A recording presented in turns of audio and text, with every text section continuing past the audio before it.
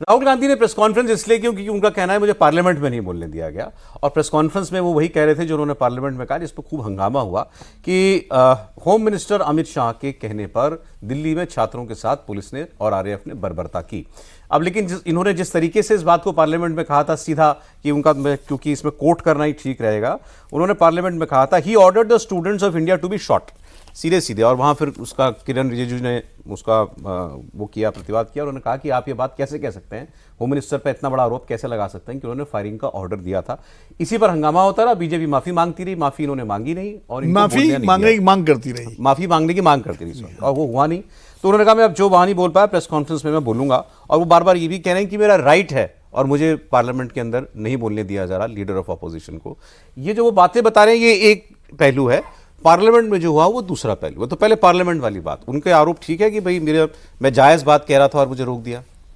नहीं, देखिए डिस्टर्बेंस तो बहुत हुआ उनके स्पीच में, खासकर जो कहानी सुना रहे थे वो, जिसमें इडियट वाली जो है उसमें बहुत ज़्यादा मतलब भी बात करते हैं, हल्ला गुल्ला हुआ, किरण रिजिजू खड़े हुए और संसदीय शब्द और सारी बातें हुई।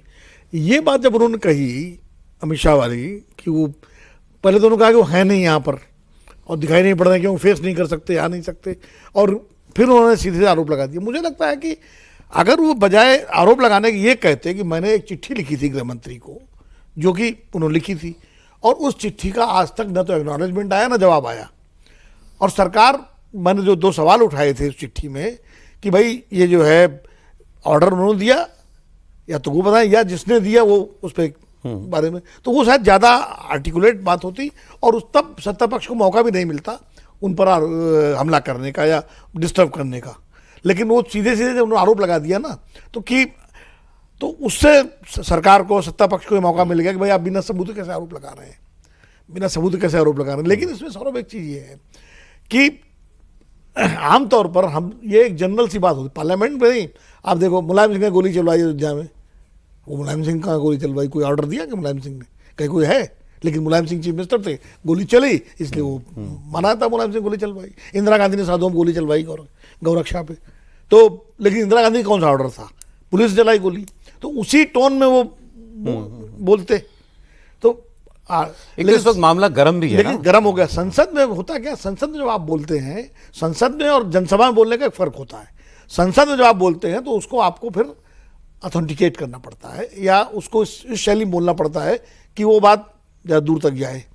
राहुल जी के साथ ये रहा कि वो सीधे उन्होंने एकदम आरोप लगा दिया, ब्लंटली बोल दिया, ब्लंटली, हाँ, और उस पर सत्ता पक्ष को मौका मिल गया। अच्छा, पहले वो जो वो इडियट वाली बात है उस पर भी हो रहा था अपोजिशन की तरफ, सरकार की, सत्ता पक्ष की तरफ से, उतना नहीं हुआ जितना इस बात पर हुआ। इडियट वाली बात नहीं, तो मुझे लगता है सत्ता पक्ष को मचाने की क्या जरूरत, सबको नाम तो लिया, सबको मालूम है, करना चाहिए था, सबको मालूम है वो कहना क्या चाह रहे थे। ठीक है, देखिए जैसे अब 56 साल के बच्चे की बात कही प्रधानमंत्री ने, तो कोई नाम थोड़ी लिया था।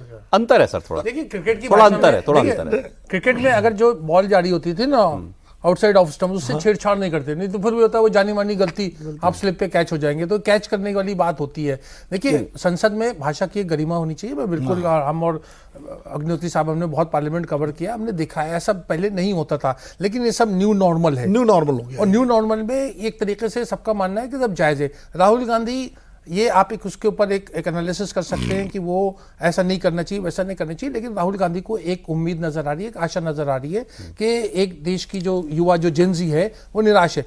जो निराशा है वो पूरे पॉलिटिकल क्लास से है, वो केवल भाजपा के लिए नहीं, तो पॉलिटिकल क्लास में तो वो खुद भी आते हैं, बिल्कुल, और राहुल गांधी इस बात को समझते। तो वो जो गैप है सौरभ, उसको कम करने का प्रयास हो रहा है कि हम आपके साथ हैं। देखिए शिक्षा मंत्री का इस्तीफा हो गया, अब गृह मंत्री का, पैलेट गन का, तमाम बात को तूल पकड़ाया जाए।